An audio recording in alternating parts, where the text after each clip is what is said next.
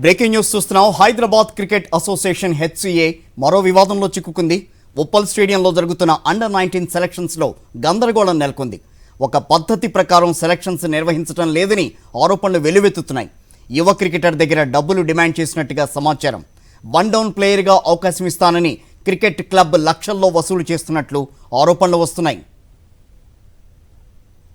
దీనిపై మరింత సమాచారం మా కరెస్పాండెంట్ సాయికిరణ్ అందిస్తారు. సాయికిరణ్, చెప్పండి.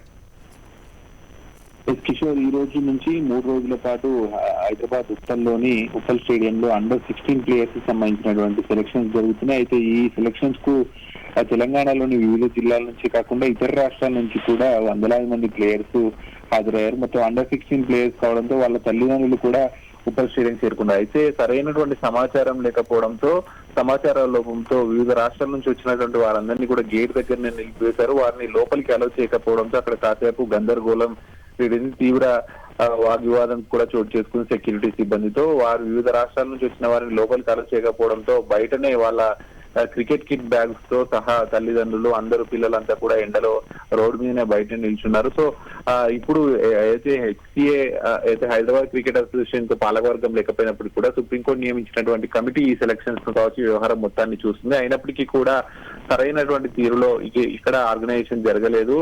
యువ క్రికెటర్లు అండర్-16 అంటే చిన్న పిల్లలు ఉంటారు, వాళ్ళంతా కూడా కిట్ బ్యాగ్స్ వేసుకొని వచ్చి సెలక్షన్స్ కోసం వచ్చినటువంటి సమయంలో సరైనటువంటి సమాచారం లేకపోవడంతో లోపలికి అలౌ చేయకపోయేసరికి తల్లిదండ్రులు అంతా కూడా ఆందోళన వ్యక్తం చేశారు. అయితే వారికి సమన్వయ లోపం జరిగిందని చెప్పి నచ్చజెప్పి పంపించేశారు. మళ్ళీ తిరిగి రావాలంటూ కూడా ఒక డేట్ ఇచ్చారు. సో ఇదే విధంగా గత కొన్ని రోజులుగా కూడా హైదరాబాద్ క్రికెట్ లో ఒక గందరగోళం నెలకొంటుంది. బడ్డింగ్ క్రికెట్ ప్లేయర్స్ ను క్రికెట్ ను సెలెక్ట్ చేయాల్సిన వాళ్ళలో కూడా ఈ విధమైనటువంటి గందరగోళం ఉంటే వాళ్ళు అంతా దేశానికి ఆడాలనేటువంటి ఒక కళతో వస్తారు. చిన్నప్పుడే ఇంత గందరగోళం వాళ్ళ క్రికెట్ లో నెలకొంటే వాళ్ళంతా భవిష్యత్తు ఆగమవుతుందని చెప్పి కూడా తల్లిదండ్రులు ఆవేదన వ్యక్తం చేశారు.